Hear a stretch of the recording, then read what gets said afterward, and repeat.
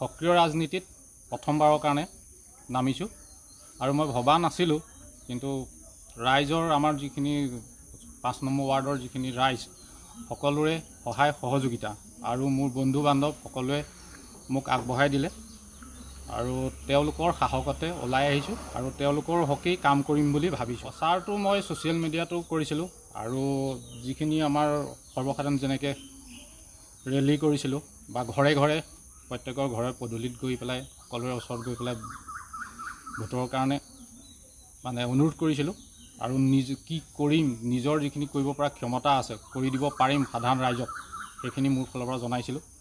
সঁহাৰি কেনেকুৱা পাইছিলে? সঁহাৰি যথেষ্ট ভাল আৰু সেইকাৰণে ৰাইজৰ সম্পূৰ্ণভাৱে প্ৰথম অৱস্থাৰ পৰা শেষলৈকে ৰাইজৰ সম্পূৰ্ণ সঁহাৰি আছিলে মোৰ লগত আৰু সেই ধৰণে মই বিপুল ভোটত জয়লাভ কৰিছোঁ বুলি ভাবিছোঁ। সম্পূৰ্ণভাৱে যুৱচাম আপোনাৰ গাঁৱৰ প্ৰত্যেক ঘৰৰ প্ৰত্যেকজন যুৱক মোৰ লগত আছে আৰু প্ৰথম অৱস্থাৰ পৰা আছে আৰু চাহটো গতে একদম প্ৰত্যেকটো সময়তে ৰাতি 12টা-1টা বজালৈকে ৰাতিপুৱাৰ পৰা মোক সকলো সময়তে মোৰ লগত আছে। তেওঁলোকে কিবা এটা আশা কৰিছে, কিবা এটা সপোন দেখিছে যে মোৰ পিনৰ পৰাই সপোনখিনি মই পূৰণ কৰিম বুলি ভাবিছে আৰু ময়ো চেষ্টা কৰিম তেওঁলোকৰ যিখিনি সপোন দেখিছে মোক লৈ সেইখিনি মই পূৰণ কৰিম।